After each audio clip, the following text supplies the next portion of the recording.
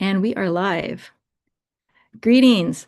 Hi, my name is Letitia Bahuyo. Thank you all for joining us for MSA's online panels group meeting. And it's the very first FAQ grad school conversation. And so we expect to do many more of these. It's a way that we are featuring our members that are university members or board members with MFA programs. And so if you are a university member or you would like to become a university member and have an MFA program, we're going to continue to do these. So please let us know if you would like to be a part of the next one and then the next one and then the next one. So with any further ado, my name is Letitia Bahuyo. I am a member of the MSA. I'm a board member. I'm also the vice president. And one of my favoriteest hats to wear is I am chair of the online panels. I get to work on this with Brian Massey, who's with us today too. Hey, Brian, where are you coming from? Hello, everybody. My name is Brian Massey. I'm coming from Conway, Arkansas, the University of Central Arkansas here. I'm also an MSA member and a board member as well, and also part of the online panel. So welcome, everybody. Excellent. Well, and in addition to advertising for next week on December 12th, we're doing another online panel, part 2 for grad schools. But there's something else that we could advertise and encourage people to mark their calendars for. What would that be, Brian? That will be the upcoming Confab 2026, which will be hosted by our university here at the University of Central Arkansas in Conway. The first time the Confab will be held in the state of Arkansas. So I'm looking forward to that. Excellent. Excellent. And what are the dates again that we should mark our calendars for? I'm thinking right now, I think the date tentatively are October the 1st, 2nd, and 3rd. Nice. Nice. Oh, I can't wait. It's going to be so much fun. But I have a feeling today's going to be fun. I can even see animals in the background enjoying being a part. Yeah, watching something, not watching the screen. But yes. For today, we're not going to be doing bio introductions of everybody. We have an amazing crew here today, and they're going to introduce themselves as we go through our schools. And so I'm going to screen share.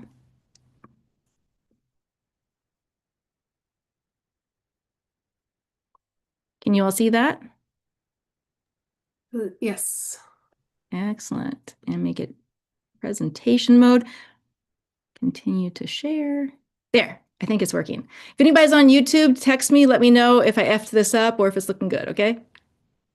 So today we have Herron School of Art in Indiana, Missouri State University, Rochester Institute of Technology, Texas Women's University, University of Arkansas, and University of Tennessee will all be presenting about their MFA programs. And we're beginning with Herron School of Art. Hi all, my name's Allison Baker. I apologize for my voice. It's been going in and out all week. So I'm Allison Baker. I'm an associate professor at the Herron School of Art and Design in Indianapolis. And going to tell you a little bit about our program. So as you can see on the screen, we're a 2-year program. Something that I really love about it is that we're truly interdisciplinary. So students are encouraged to focus in like sculpture and furniture, sculpture and printmaking, and really sort of work collaboratively with the faculty and the other departments to uh, really hone what they're interested in that way. Um, and we've been doing a lot of opportunities for, as it says, creative community engagement. I've been working with some graduate students on some grant-funded activity, hiring them on as research assistants to help both fabricate my own personal work as well as build some of their own public sculptures. We can go to the next slide. So I'd say some of the best things at the Herron School of Art and Design are our facilities are outstanding. Uh, this is one half of our metal shop. This is looking towards our largest bay door. That largest door, that largest door is big enough that you can back a semi truck into it and load sculptures on. We have a 5-ton overhead bridge crane.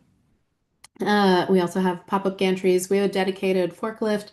So building sculpture at a large scale is absolutely something that's feasible here. This is the best metal shop I've ever worked in or been in my entire life. It's really pretty dreamy. We also have um, amazing wood facilities. I didn't want to go through everything, so we can go to the next slide. Um, so these are some of the areas that you can concentrate in. Our ceramics facilities are also outstanding. I know that there's a lot of overlap between that. furniture design. Their wood shop is as dreamy as our metal shop is. So if you're interested in woodworking, and sculpture has its own dedicated as well, but it's something like we have drum sanders. I just found out we have a bladder sander. Like it's tools and equipment that I had never had access to until I started teaching here. It's been truly amazing. Go to the next slide if you wouldn't mind. This is also one of the other outstanding things. This is not our main building gallery. This is the front space of EFAC, which is where sculpture is housed. This is where students critique their work. This is where you can document your work. This is where you can propose pop-up shows. This is actually one of 3 gallery spaces that we have in the building. It's just amazing. I think when I first toured to teach here, this was what I found really jaw-dropping, is just having this sort of facility in sculpture. And fun fact, there's a door on the right side that actually opens up so you can drive a forklift in and drive really large sculptures into the front gallery to document, which is also like ridiculous and amazing. And if you wouldn't mind going to the next slide, thank you. The other thing we have is we have a foundry program that's very active. We have 2 in-ground furnaces for bronze and aluminum. I want to run both of them at the same time just because I can. So if you would like to come help me with that, that would be a fun activity for us. And then we pour everything with the overhead bridge crane as well.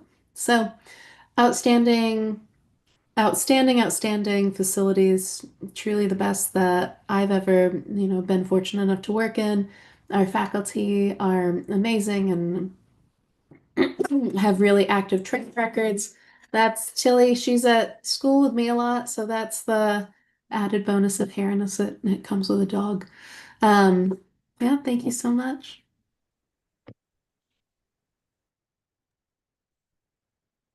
Ready? Yes, go Okay. ahead if you would be so kind. Thank you. Hi, I'm Deidre Argyle. I'm here with my colleague Sarah Williams, who's the director of our grad program at Missouri State University. You can go ahead to the next slide, Letitia. Thanks. We're located in Springfield, Missouri, the southeast corner of the state. Springfield, you may never have heard of us, but we have about 180,000 people that live here, and the university is about 27,000 students, and our art department has 500 majors. So we're actually one of the larger programs in our state. And we're only about 2 hours from like Kansas City, University of Arkansas, down near Crystal Bridges and some other close areas. We offer an MFA in visual studies. And like I said, our grad coordinator, Sarah Williams, I'm professor of sculpture. So that's why I'm here presenting. But I also work with our grad students a lot. Okay, next slide. Our MFA in visual studies is truly an interdisciplinary program. The types of students that we're looking for are working across media and not just in like sculpture. So they're students that are, and also maybe not even in art. So we're looking for like inquiry-driven students that want to work in kind of a diverse setting, and our faculty will support that. The strong majority of our students are on full tuition GA awards, which cover most of their fees as well as a stipend. Everybody has individual studios, and our whole program is guided mentorship for our students. So they're setting their problems and we're helping them come up with solutions for that. And we also have teaching opportunities for them. Our curriculum is a 60-hour, 3-year program. And that includes, like I said, mentored guided research. So you'll be working one-on-one with faculty. We also have art history, theory, a critique course, graduate seminar, which is a 1-credit class that our students take that covers like interdisciplinary theory type topics, and a strong professional practices course, and also a lot of support with teaching practices, which is one of the classes that I teach in our grad program. Our facility, art and design, is housed at Brick City, which was on that very first slide. It's an 80,000 square foot building that houses sculpture, ceramics. We have small metals, digital fabrication studios, all of our graduate studios, painting and drawing, photography, graphic design, illustration, art education, printmaking, animation, and we also have 3 active professional galleries that our students also show in. One of our strengths in our program is that we have a strong community engagement with Springfield. Springfield is kind of small but mighty when it comes to like art opportunities. And it's one of the things since moving here 10 years ago that I've been really impressed with. Our students are showing with Sculpture Walk Springfield often. There's grants that they can apply for to produce public sculpture. The community has really embraced them in this. We also have Springfield Museum of Art, which is currently going through a major renovation and should open again in the next couple years. A number of strong galleries, First Friday Art Walk, and a Springfield Regional Arts Council. So for being in kind of like a small regional area, I feel like our students have lots of opportunities to expand and start their professional career in ways that I never really had as a student, like growing up in a larger city.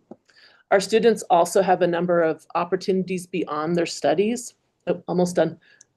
We send them to Arrowmont. We send 4 students a year to Arrowmont. We have a strong study away program, travel and research grants available for our MFA students, and our students have curatorial opportunities working with our gallery director. We also have a good visiting artist and designer lecture series. We bring in 4 visiting artists a year. They work with they come and like critique our students. Our students have opportunity to have meals with them. We have a strong graduate student organization and also lots of exhibition opportunities for them. Did I go over time? Did I do okay? Did great. Okay, great. And next. Hello, thank you. I'm Elizabeth Kronfield. I'm the director of the School of Art and School for American Crafts at Rochester Institute of Technology. You can go to the next slide. In Rochester, New York. So we are in the western part of New York, not far from Niagara Falls. Our closest, we have 2 very close airports, Buffalo and Rochester, but our closest huge airport is Toronto, and we're 5 hours from the city. So that kind of places us geographically. We have, in the 2 schools, we have 5 MFA degrees and 1 MST degree. And our 5 MFA degrees are in ceramics, furniture design, glass, metals and jewelry design, and then fine art studio. And fine art studio is the degree that's in the School of Art. The other 4 are in the School for American Crafts, but all 5 degrees work very closely together with one another and share a lot of curriculum. In the fine art studio degree, we have sculpture and expanded forms as an emphasis, printmaking, painting, and illustration. So we can go to the next slide. We have amazing facilities like anybody else, but I don't know that that's the greatest thing about RIT. I've been here 20 years. In my previous life, before being director, I was a sculpture professor, still a sculpture professor. I just don't get to do that as much anymore. Don't get to have fun quite as much anymore as I used to. But our facilities are pretty amazing. We have all the fun things packed with all the normal equipment, MIG welders, TIG, plasma, ironworker, a ferrous, non-ferrous foundry, forging, stone carving, woodworking, waxworking, printmaking, painting, computer labs, drawing tablets, everything that you can kind of think of. We also have a very strong figurative component to our school because we have a medical illustration degree that is a BFA and an MFA in medical illustration as well. So we have a lot of students that work from the figure, both in classes and outside of classes. So our craft studios, you can go to the next slide, sorry. Our craft studios have like 1,700 square feet of kilns, 1,700 square feet of glass blowing facilities, hot shop, cold shop, a huge furniture design area, and both small and large metals.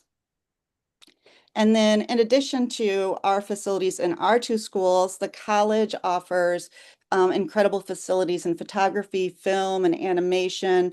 We have a lot of crossover between sculpture and stop motion animation. And we're an Adobe Creative campus. So students can use all the Adobe Creative programs free on both their private devices and on their computers in the labs. We are a 2-year program, so we try to get students through in 2 years. We offer a lot of scholarships that are competitively based on the portfolio. And also we offer assistantships that are based primarily on experience, so on that CV when you're applying.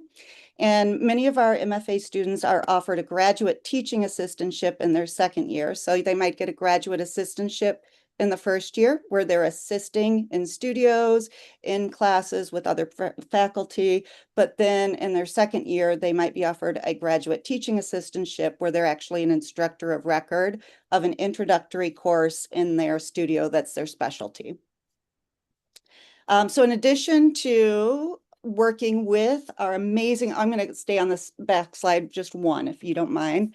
Our amazing faculty that are all very active in their fields. We have multiple visiting artists per year, upwards of 30 plus visiting artists between the two schools a year. And these are just some recent global artists that we've brought to campus, such as Nadia, and I'm not even going to try to pronounce her last name, from Pussy Riot. She was here. Lauren Coleman, Corey Pemberton, and Nicholas Gallahan were all just recently here. And our students travel to engage in opportunities also. As we speak, we have MFA students down at Art Basel that are working with an alum and his art dealer, and they're being toured around. They're getting the inside scoop of how to interact with the Art Basel experience. And I take students every other year to the Venice Biennale, where we spend a couple weeks looking at contemporary art. And in 2026, RIT students' work will be included in the European Cultural Center's Personal Structures exhibition that's part of the Biennale. Next slide. And the last thing I'm going to tell you about is we have galleries. We have 3 galleries on campus. We have installation spaces, and we also have a gallery downtown that's called City Art Space. It's in downtown Rochester. All our galleries host multiple exhibitions, a lot of student exhibitions. And as soon as we get off this call tonight, I'm going down to the City Art Space because our first year MFA students have work up there tonight for First Friday. So thank you. That's RIT. Yay, thank you so much. And Texas Women's University. Hi, I'm Tanya Synar, and I teach at Texas Women's University. The image you're looking at is not the full faculty. That's just 4 of us with a graduating student in the middle. And we have 9 full-time faculty. So we're a smaller program. We have 16,000 students at Texas Women's University, and our graduate program typically is at 15, so 15 students at a time. We're in Denton, Texas, which is within, well, depending on the traffic, 30 minutes, 40 minutes of Dallas or Fort Worth. We're kind of in between. We have a 3-year MFA program. We are very competitive. We have graduate assistantships. Usually students are guaranteed either a GTA or a GA for their whole time. We sometimes have students that choose not to teach or don't want an assistantship, but usually we can offer that. We have scholarships that are competitive. We are truly interdisciplinary. What we do is we actually circulate through teaching the graduate students. So there might be a course in sculpture one year, and then the following year or the next semester, a course in photography, a course in projected light. We have a broad range that students cycle through. So with regard to students coming in and focusing in one area, it still works out. I have several that are interested in sculpture and one predominantly sculpture student right now, MFA student. We foster an individual expression, and we really push rigorous studio practice. We also support community engagement. We have several things geared towards community engagement. One is a mural project, but it's undergraduate students painting murals on campus. intimate, supportive environment. Our students really talk about that being one of the strengths. We don't have giant facilities. You can go to the next slide now, please. The image on the left is one of our galleries. We have two galleries, mirror galleries on each end of the visual arts department. And that's an MFA exhibition. And then the image on the right just shows kind of one of our outdoor workspaces. And one of first year MFA students, 13-foot tall sculpture. So we, again, a supportive, dynamic environment. Next slide, please. This is the best image I could find of our graduate studios. So we have, I think 12 of these graduate studios available. And then we also have a little bit of space in ceramics and then space in sculpture. But we're kind of limited on extra graduate space. But students do get a graduate studio. Next slide. So recently, we built, I finished a cast iron coupolette for pouring about 100-pound well. And so this was running the furnace for the first time last month. And in the past, we bring in other artists who bring their cupolas or coupolettes. And this was Kurt Deerhog and Luke Sides. And then a former graduate student, Bernardo Valerino, was one of the guest artists, one of my former grads, who is a practicing professional artist in Fort Worth and the Dallas area. And I think that the best way is to just check us out.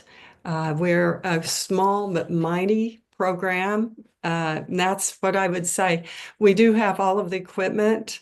We have 3D CNC. We have 3D printing. So we are equipped with digital equipment, but we also have a small but really well-equipped welding room.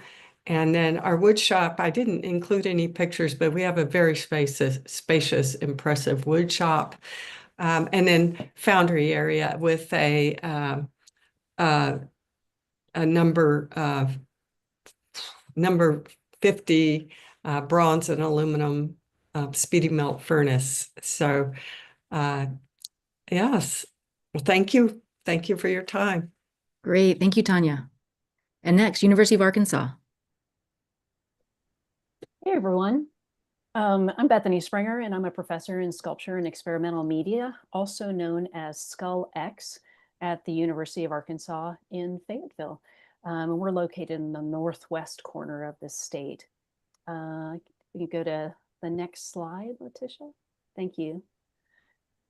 Maybe go to the next one too. I wrote a script, so I'll be reading here off to the side. I apologize in advance. So SkullX is a hybrid media area in the School of Art, merging the disciplines of sculpture and experimental media art. And full-time faculty in SkullX include Anushe Shoja Chagarvand, Adam Hogan, and Justin Plakas.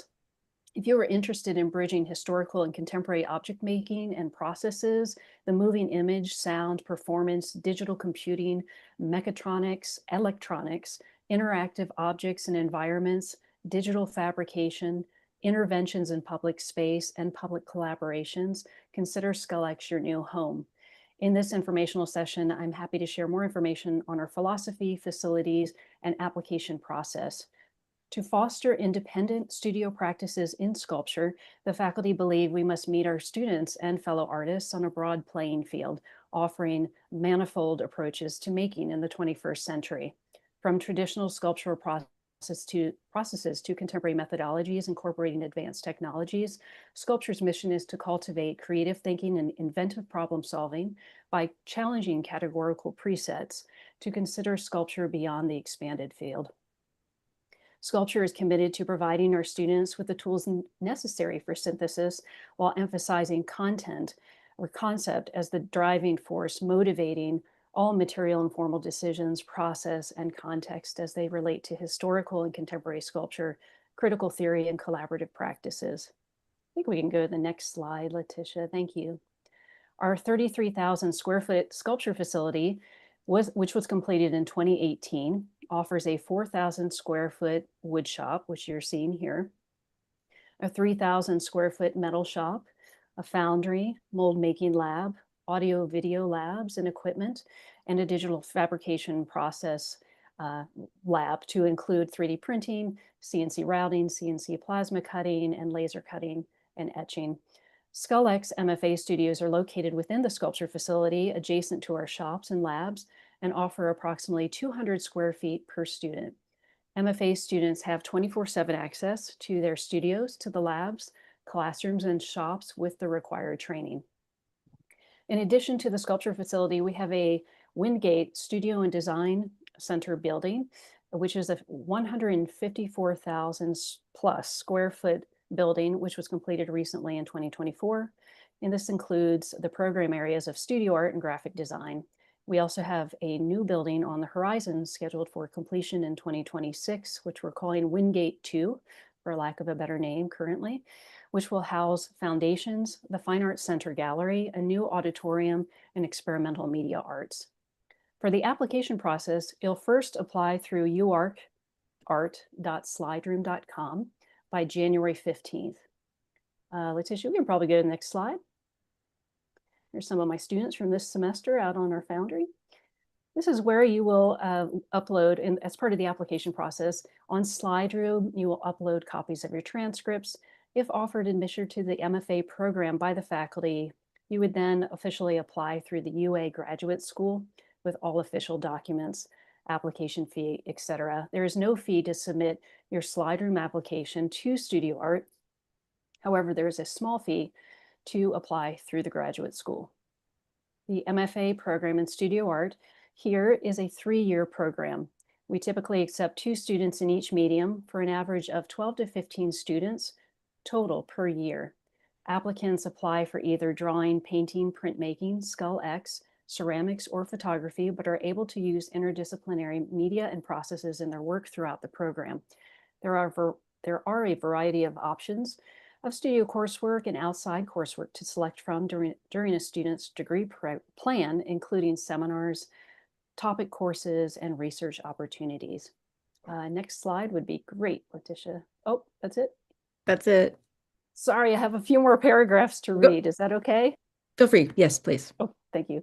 Each student receives a fall and spring semester tuition waiver for the program, and students are awarded graduate assistantships that have a yearly base of $16,600. These tuition waivers and GA positions will be available to students for the entirety of the 3-year MFA program. The School of Art also submits each student's application to the graduate school for the possibility of being awarded a supplemental fellowship of $4K per year. In addition, there is a possibility of applying for research, project, and travel funding through the School of Art and other UA programs in the summers as well. These additional funding opportunities can sometimes be used for research, study abroad, workshop, or residency opportunities. I'd highly recommend checking out UARK at UARKArt on Instagram to see current student and faculty work, as well as other content. The above sites and visual references for the program help share the breadth and opportunities we have to offer here at the UA School of Art, but please know there are multiple opportunities to exhibit work, curate exhibitions, assist with the School of Art's Visiting Artist Lecture Series, attend and network at conferences, and engage in interdisciplinary research, all with faculty, staff, and students dedicated to providing an inclusive and supportive environment in the School of Art. We also have fantastic resources here in our community, galleries and museums in Northwest Arkansas, including Crystal Bridges Museum of American Art, 21C, the Momentary, Phoenix Gallery, Art Ventures, and more. For more information, please feel free to reach out, and thanks so much for your time. Thank you, Bethany. And University of Tennessee, Jason. Hey, thank you. And thanks to all the previous presentations. Very exciting. Makes me want to be a potential graduate student again. I'm at the University of Tennessee in Knoxville. Again, my name is Jason Brown. I've been teaching sculpture here for a long time.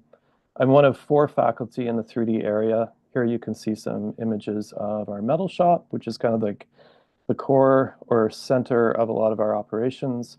We also have a fully furnished wood shop with technicians in both of those shops. We have a foundry in which we're regularly casting aluminum and bronze, in addition to doing iron casting outdoors on a semi-annual basis, depending on our motivation and energy levels. You can go to the next slide, thanks. So a few things about our program. We are a 3-year program, and the funding is full for those 3 years.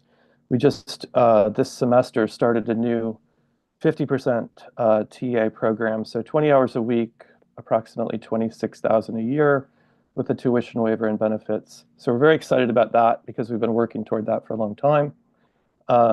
Here you can see some of our 3D area graduate students, which include 4 sculpture and 4 ceramics students who work together in one cohort. And again, we have 4 faculty, Sally Brogdon, Amanda Evans in ceramics, and John Powers with me in sculpture. Each graduate student has their own studio space in a separate building from our main building where we do most of our instruction and have our shops. But the advantage of that is that now every student has an individual studio that's at least 500 square feet, along with installation spaces. At the end of every semester, we do an area review. So we do a rotation of teaching the cohort, but we all gather at the end of the semester. We also have a midterm review that's interdisciplinary and really underscores those aspects of the whole MFA program at UT. You can go to the next image, please. So just a couple of images here from our most recent MFA catalog. Kyle Cotier on the left and Francis Acosa, both of these folks were MSA scholarship winners, so we're very proud of them. And our graduate program includes an MFA catalog. So at the end of the 3rd year, upon completion of thesis, we try hard to document that both in print and digital form. I did drop a link for the PDF of our new MFA overview, and also you can find links to all of the information that I'm sharing with you, including all of the MFA catalogs going back at least 10 years. So just a couple of other things to note. There's about 25 total MFA students. They all work together very closely, especially by year. So all first-year students come in and have quite a structured program with pedagogical training so that they're prepared to teach in foundations and their studio areas, their 2nd and 3rd year. And then we also have a lot of other really exciting components like a professional practices program at the end of the 4th semester, and several other team-taught seminar classes that our grad students all take together by year. Finally, I guess I'll just mention that we do have within sculpture, as I outlined, a lot of traditional media, including foundry, metal, stone carving, woodworking, but we also are doing a lot of digital fabrication. And some of that is crossing over to some partnership collaborations with engineering. And we also really support and encourage our students to be involved with the local community through engagement. We have a variety of programs and partnerships with local arts organizations and nonprofits. These include indoor art spaces, outdoor festivals and events, and we also have 3 exhibition spaces, one of which is entirely organized and curated by graduate students downtown. Be happy to answer any questions. I'll put my contact info in the chat also. Thank you so much. Thank you, Jason. Thank you all. That was wonderful and so informative. I agree, Jason, that makes me want to be able to go back and do it again, to be able to be a part of all of these wonderful communities. So thank you all for sharing, for preparing the images, and for giving us some details about your programs. Before we open it up for questions, I wanted to put a little teaser out, a little reminder that next week we have the second part of this MFA grad school series. So Georgia State University, University of Cincinnati, University of Mississippi, University of North Texas, and West Virginia University will all be joining us for round 2. So please come and join us for that. So with that, I'm going to stop sharing. And Brian, are you still on? Great. And so we'll keep an eye on the chat window on YouTube, but to get us started, Brian, would you be so kind to see if there's anything that you would like to ask this panel?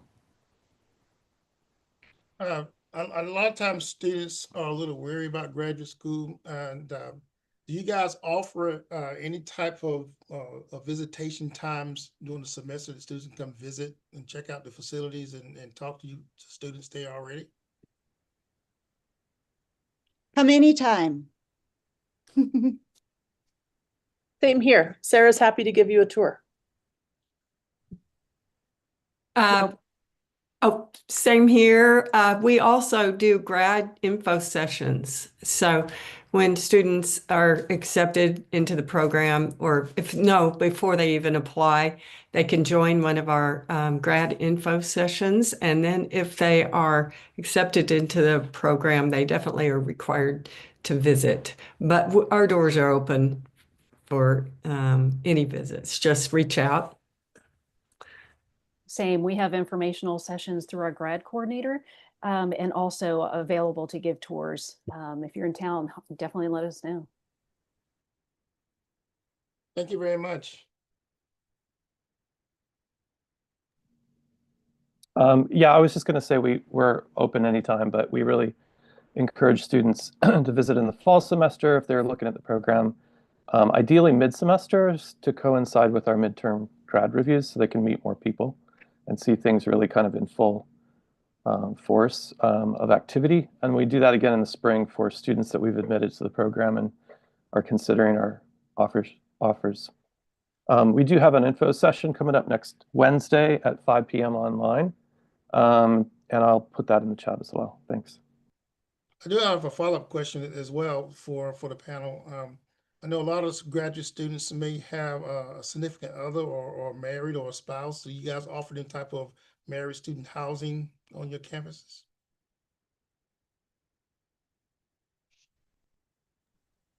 We have some housing that is more apartment style housing that is for that type of situation, as well as international students, graduate students coming in.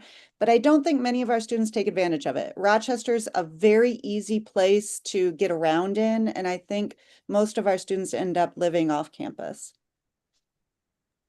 I think the same would be for us. It's much cheaper to live off campus than it is on campus. And there's lots of housing really close, even closer to Brick City where we're located.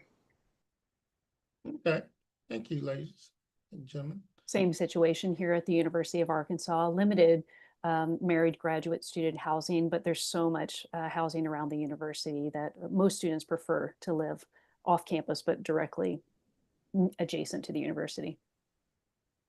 What about if do they have to have a BFA to get into your program, or can a BA student apply to the graduate school as well?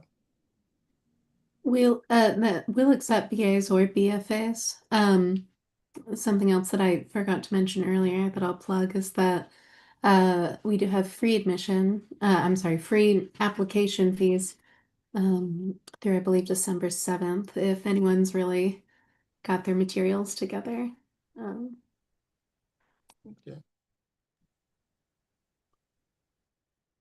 Brian, Anybody? Go ahead, Jason. yeah, thanks, Brian. Great questions. Unfortunately, we don't have married student housing or partner housing. We just are going through a really tough housing market here in Knoxville that's changed dramatically since the pandemic. That is one reason that we were excited to increase our assistantships to make it more affordable.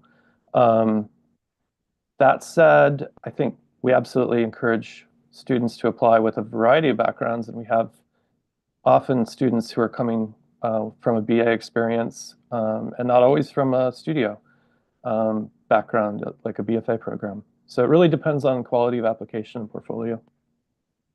Okay, thank you, Chase. I appreciate that. I think I have two more questions before we run out of time here. Based upon what you guys shared about your programs, how would you recommend potential candidates to begin researching and choosing programs to apply to? I'll take that.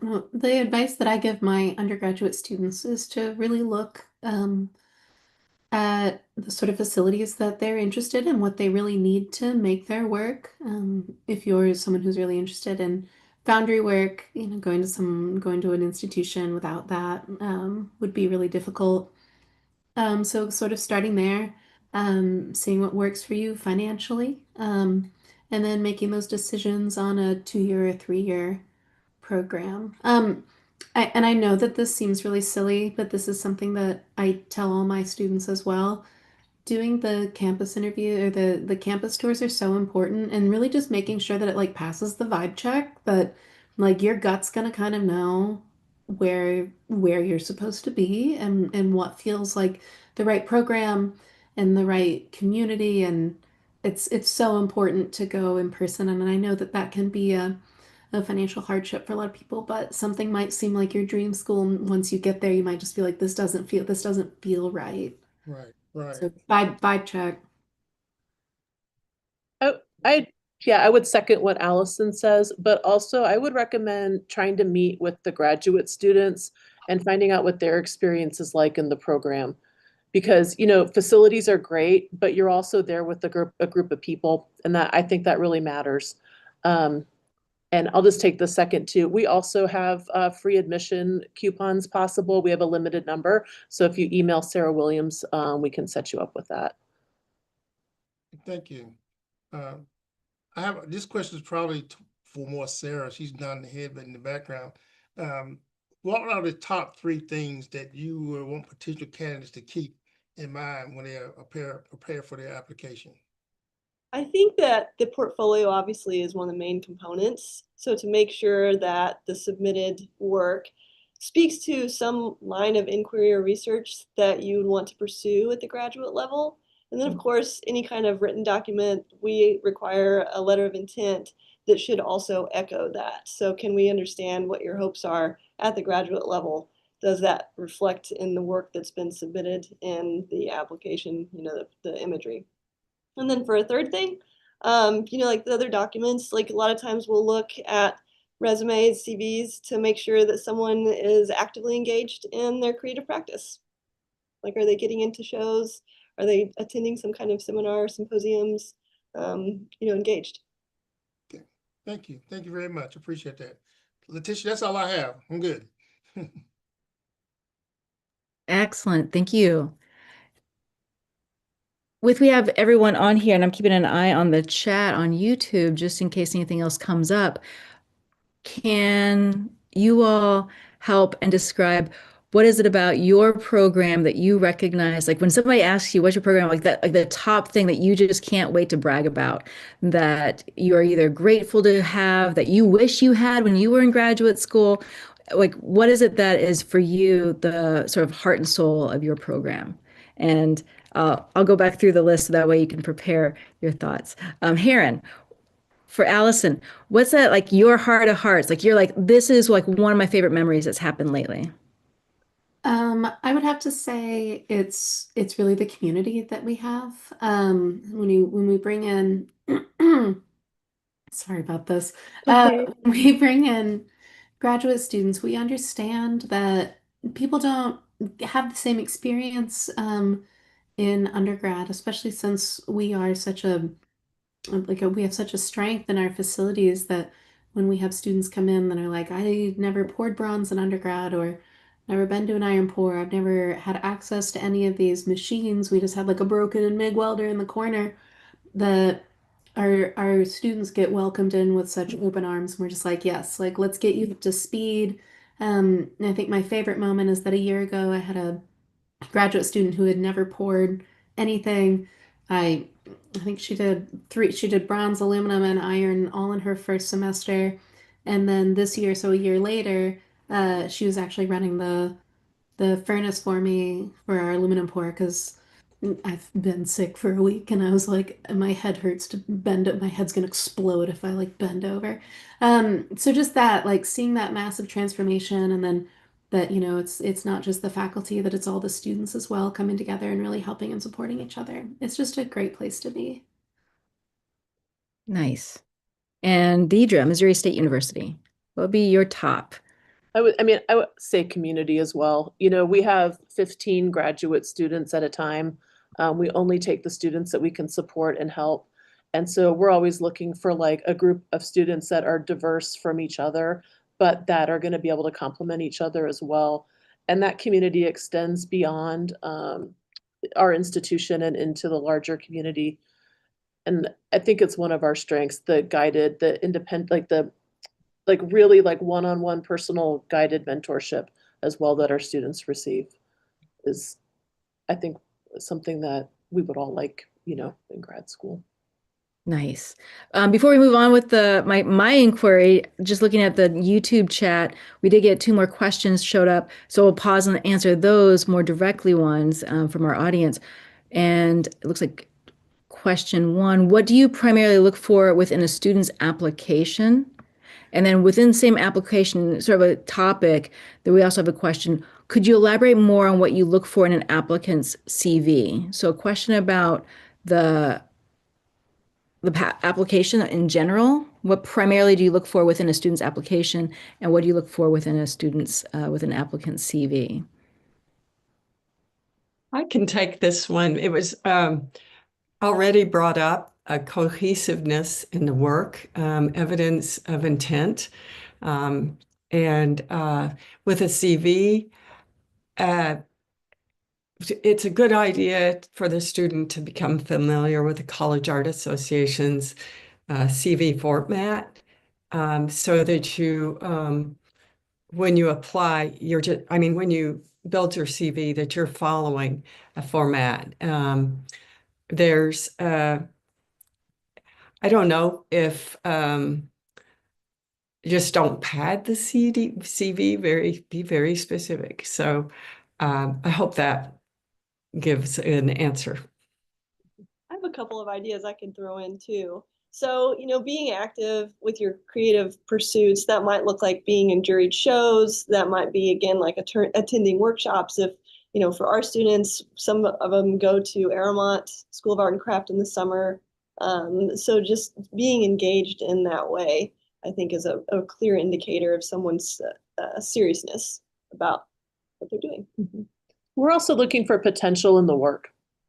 Like, do we see a student that has a research agenda that we can, support, that is going to meet our mission, as a visual studies degree, and that they're kind of like, they might not be there yet, but we can see that potential to get there by the end of the 3 years. That makes sense. Yeah, tacking on to that, I think at least the SchoolX faculty members at the University of Arkansas, I think we're looking for the ability to develop beyond, and go into like a deep first year of experimentation and risk to take the work to the next level. And at certain points of our life, we're like ready for that, and other points we aren't. So we're like looking for the student who's like ready for that journey, that intensive experience.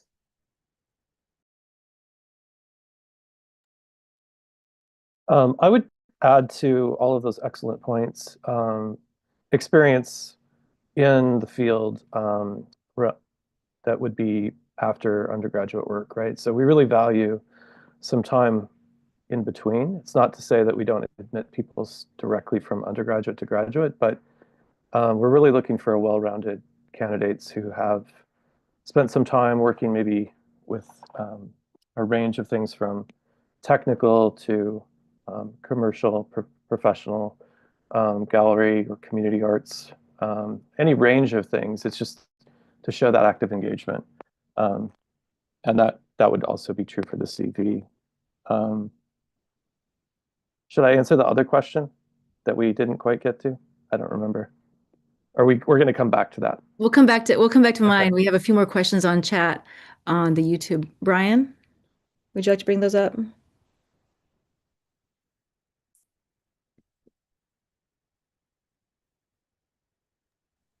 I'm not seeing it. Let me see if I can find them. Sure. I found one of them. So sorry about that. The YouTube, going back and forth between the screens, the YouTube chat share brings up a question. How available are faculty to the students? Hands off or hands on or a mix of both? I'll start that one. We're very hands-on. Our faculty are very hands-on the first year.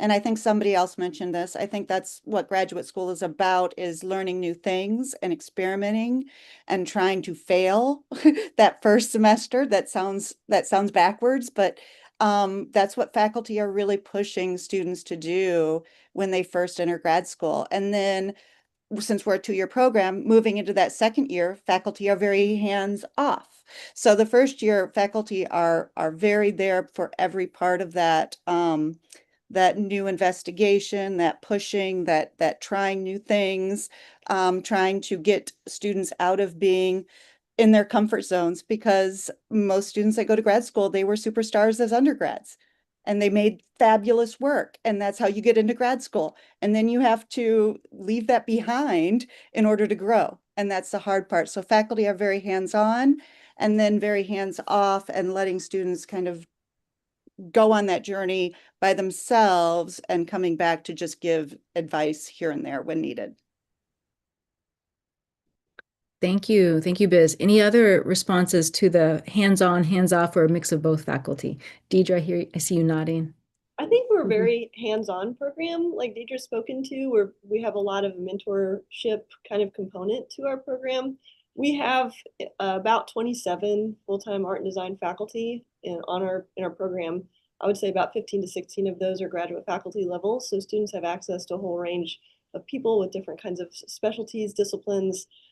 Because of the directed graduate studio component of our program, our grads work with them very one-on-one, like meeting once a week at least throughout their entire experience here in the program. And then they've chosen a thesis committee with thesis chair for their final year that really is present for the development of that final body of work.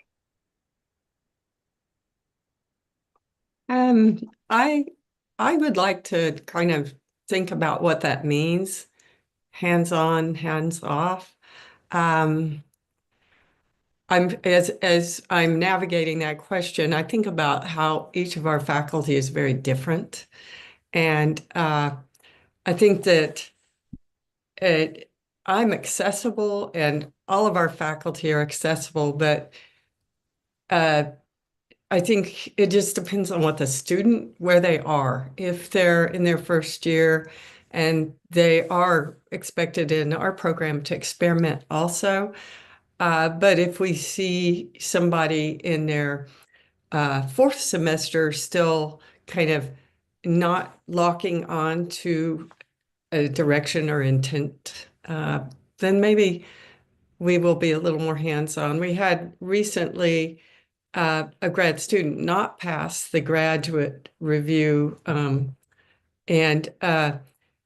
so what we did, I was the chair of that student's committee, is I just called for a lot of meetings, and then to the point of even helping this student prepare their work for presentation. What's a better order? How are you cropping that image? Or is that a good image or not? Do you need to re-photograph? And so long story short is that student really stepped up and made amazing work and passed the review with flying colors. And so that became a very hands-on situation.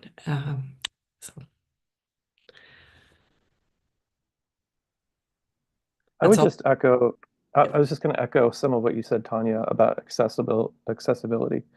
I think that we have a really tight-knit community and everyone is quite grounded and honest. And I also think that we try really hard. I mean, I'm speaking from the faculty perspective, very dedicated to teaching. And so that mentorship and being available to students on a regular basis and consistently is really important. And I think we do a pretty good job balancing that between professional research and travel and just being there for students in any way that we need to support them.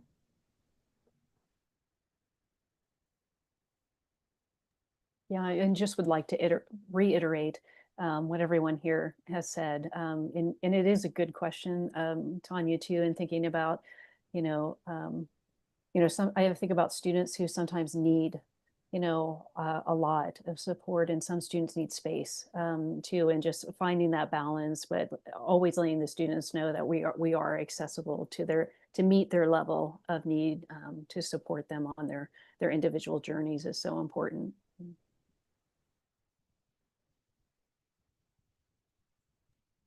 I think it's important to note too that graduate school tends to be the student driving, right? Like they're driving what they're trying to solve. And I mean, we're there to support them in finding that path. And I would say that's probably true of all my colleagues on here. So however you want to define hands-on, hands-off, but I think everybody would be helpful in making that happen. Okay, so the last question we have in the YouTube chat is asking, do you guys have any full ride programs covering tuition plus stipend? If so, how much?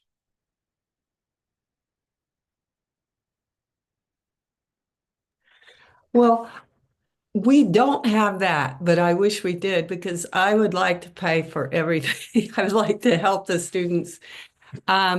But we do have very competitive with other universities scholarship packages, and then we do guarantee coming in that they get an assistantship. But I know that different cities the expenses are different. And we are I'll be honest, we're in a little bit tougher environment in North Texas, but it's still very livable and doable, but rent just seems to keep going up. So we're aware of these things, and I happen to be the chair of the scholarship committee, and so I'm doing everything I can to try to help the students out. But I wish we had a full ride. We don't, but it'd be interesting to hear from some of the other people on this panel.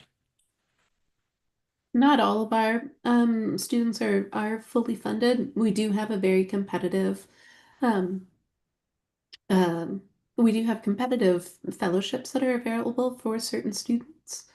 Um, and then the other thing about Indy, it's a very affordable city, but that's why like one of the best things that you do have excellent images so that the faculty can really advocate for giving the best scholarships to the strongest work. Ours is similar. We have most of our grad students are receiving scholarship anywhere from 30% to 100% of their tuition covered, and all of our graduate students are offered graduate assistantships when they come in, and Rochester is a very affordable place to live. The strong majority of our students are on GAs, which means that they're 100% tuition coverage.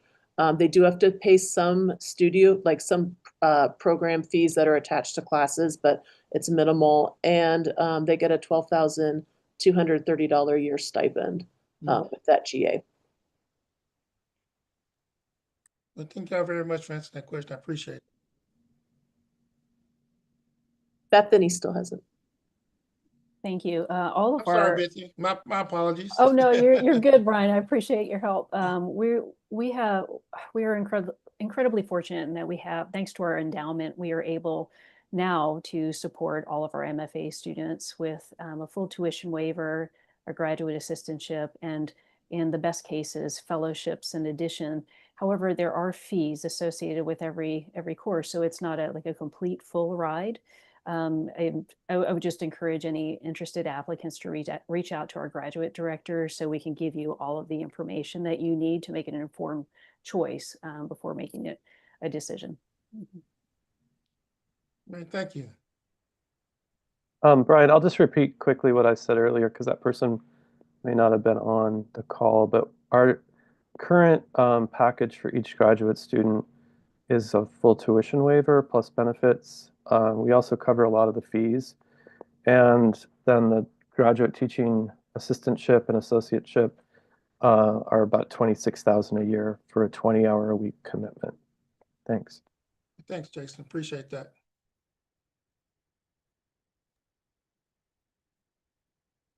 I think that was the last question we could get on YouTube. That is. So I know we're going a little bit over, but could we finish my question from earlier, if you wouldn't mind, as far as like top? And so we got a couple of people in. If you do have to step off, go ahead. I'm going to keep adding some contact information to the YouTube chat, but I would love to hear the other things. So money's important, community's important, all the things are important. But from your vantage point, your time at your institution, what is like one of your top things that has happened that you would love to be able to make sure that you don't forget to share today? And so I think we went through Herron and Missouri. Biz, at RIT, what's something that you just feel has been happening or has happened recently that you're just like, this was significant? Well, I was going to say community too, but I won't say that again because I think that is vital everywhere, right? And most MFA programs, you're going to find a pretty awesome community. I would say opportunities at RIT are pretty amazing. Like I said, we're picking student work to be in the Venice Biennale. We have students at Art Basel dealing with art dealers right now. There's a lot of opportunities. Excellent. Thank you. And Tanya from Texas Women's University, what's your top? I know you mentioned the recent pour. Anything else?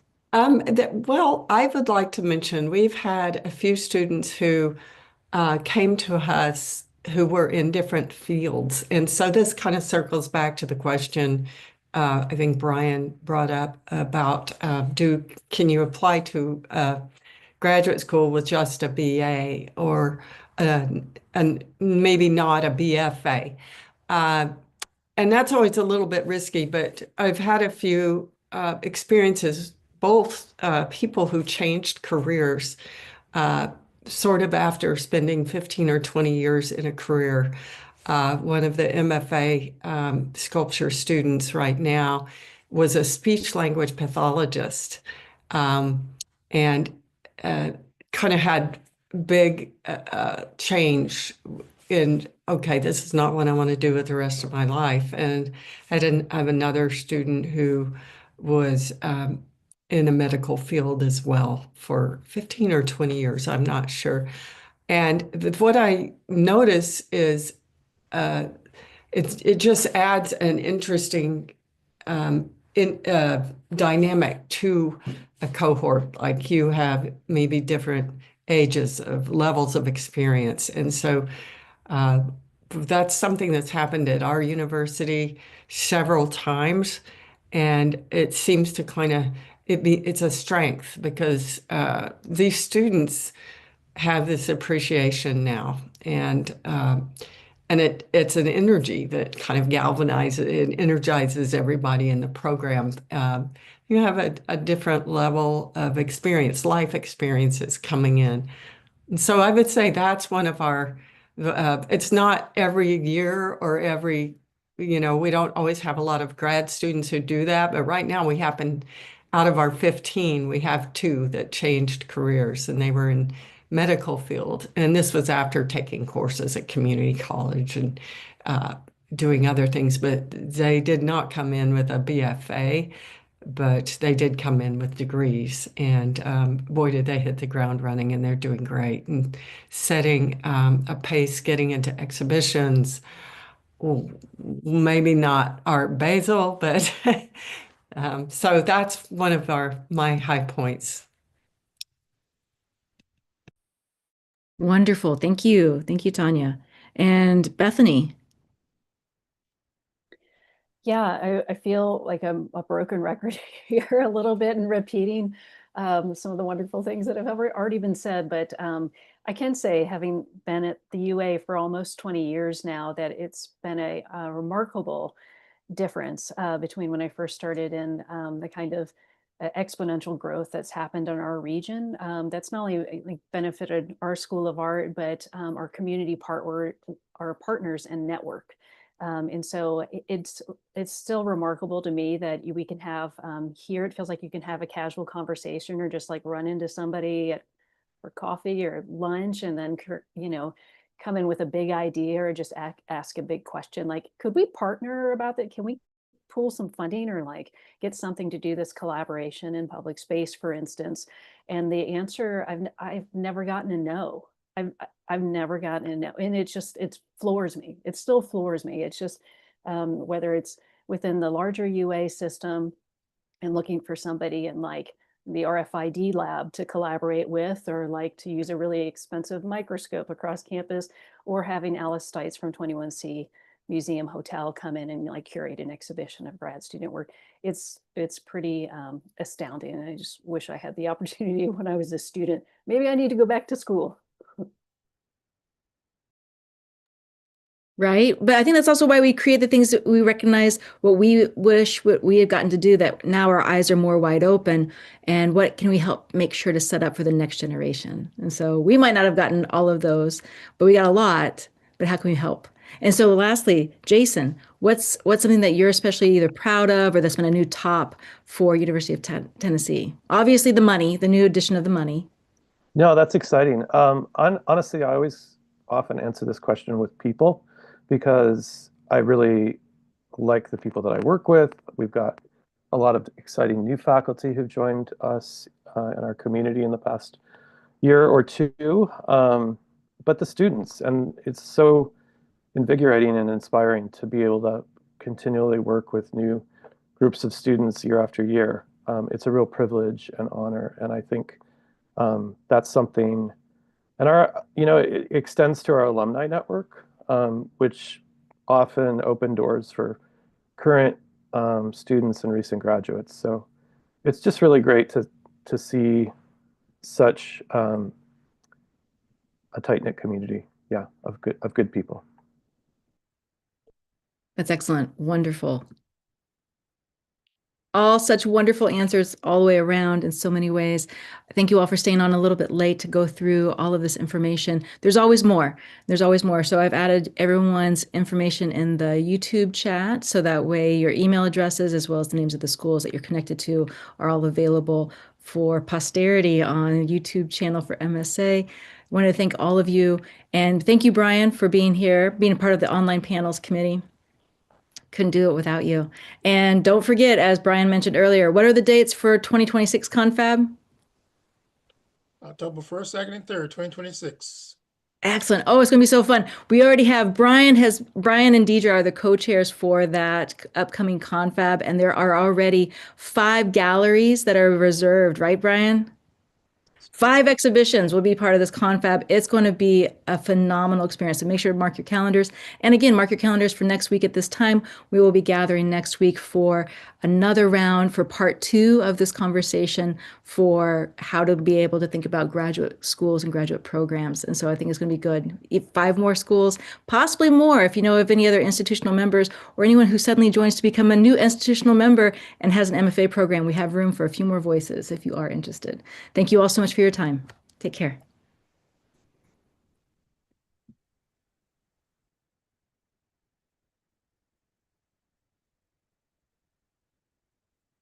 And if I didn't F it up, I think we're offline now.